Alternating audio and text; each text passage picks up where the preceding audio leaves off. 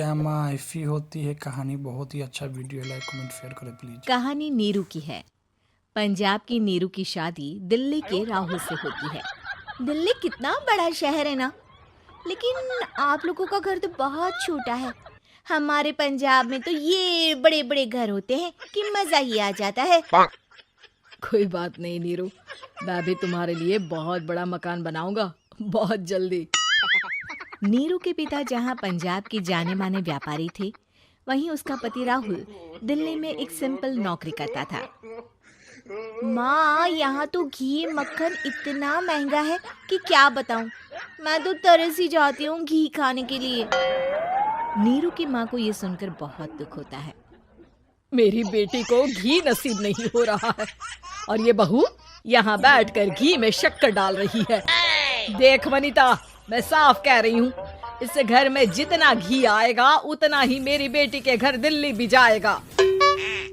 अरे ये क्या बात होती है माँ जी? बेटी का उतना ही करो जो अच्छा लगे। अब क्या मायके से घी और मक्खन तक की सप्लाई करोगी आप? हाँ, मेरी बेटी किसी चीज को तरसे मुझसे बर्दाश्त नहीं होता। अब क्या था, नीरू के मायके में 2 किलो घी आता तो 2 किलो दिल्ली जाता नीरू के पास। एक दिन, माँ बड़ी गर्मी पड़ती है दिल्ली में। इस घर में तो एक ही एसी है और वो भी ड्राइंग रूम में। सारा परिवार एक ही कमरे में सोता है। हाँ बेटा, वो तो हर घर की कहानी है। यहाँ भी एक ही एसी है। अरे बिल इतना आता है कि क्या बोलूं। तभी वहाँ राकेश आ जाता है। माँ, थोड़ी देर में यहाँ कुछ प्लम्बर आएंगे मेरे कमरे में एसी लगाने। जरा ध्यान से लगवा देना ना माँ। ओए, ऐसे कैसे तेरे कमरे में एसी लगेगा?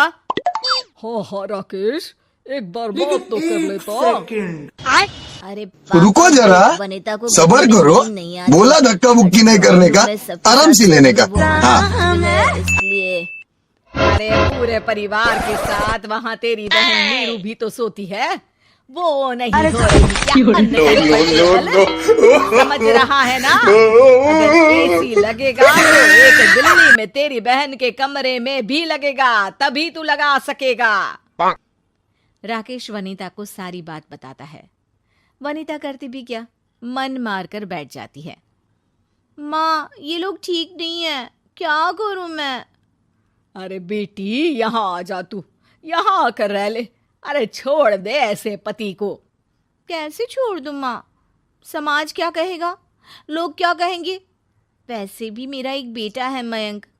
अरे हटा बेटा, तेरी उम्र ही क्या है, इतनी परेशान रहेगी तो काम कैसे चलेगा। खैर, बात आई गई हो जाती है। माँ को लगता है कि नीरू ठीक है, तो वहीं नीरू के मन में एक ही लाइन चल रही होती है, यहाँ आजा। माँ ने तो बोल ही दिया है कि यहाँ आजा। बस मयंक थोड़ा सा बड़ा हो जाए, इन गरीबों को छोड़कर मैं वापस माँ के पास ही चली जाऊंगी। वो इसी सोच में बाजार में चल रही थी कि मैम, आपका दुपट्टा जमीन को छू रहा है। नीरू जैसे ही उस लड़की की तरफ देखती है, देखती ही रह जाती है। हाय रे, कितना सुंदर लड़का है ये। अब क्या हुआ? मैंने कहा आपका दुपट्टा। तो खुद ही उठाकर दे दो ना। लड़का समझ जाता है कि नीरू उस पर फिदा हो चुकी है। वो उससे उसका नंबर लेकर चला जाता है। अब क्या था, नीरू और रोहित में लगातार बातें होने लगती है। मैं हरियाणा का रहने वाला हूँ, यहाँ एक बड़ी कंपनी का मैनेजर हूँ। अच्छा, और कितने बच्चे हैं तुम्हारे? बच्चे? अरे मेरी तो शादी भी नहीं हुई है। तुम बताओ, शादी करोगी? नीरू शर्मा जाती है।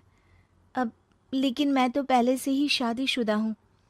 मुझे फर्क नहीं पड़ता, बस तुम शादी कर लो, भाग चलते हैं।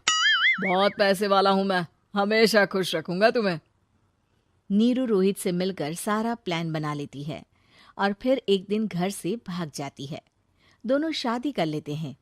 शादी के बाद, क्या बात है नीरू, तुम्हें परेशान सा देखता हूँ, सब ठीक तो है ना? हाँ हाँ, सब ठीक है।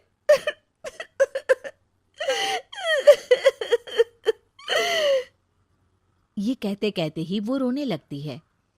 अरे क्या हो गया, रो क्यों रही हो? मैंने तुमसे एक बात छुपाई है और वही बात अब मुझे परेशान कर रही है। रोहित, मेरा एक बेटा भी है, उसका नाम मयंक है।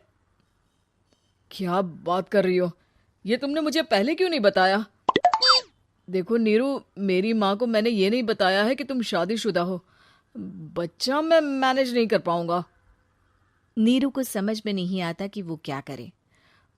तुम उस बच्चे को अपनी माँ को क्यों नहीं दे देती? नीरू चुपके से माँ को फोन करती है। माँ, क्या मयंक को तुम रख सकती हो? बेटा, मैं राकेश के साथ बात करती हूँ। आखिर घर का बेटा वही है, जो वो बोलेगा। वैसे भी बेटा, तूने जो किया है ना, उसके बाद से पूरा घर तेरी बुराई कर रहा है।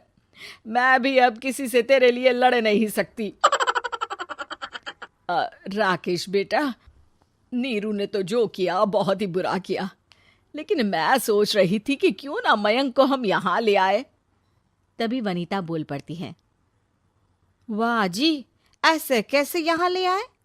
यहाँ क्या भंडारा भरा है?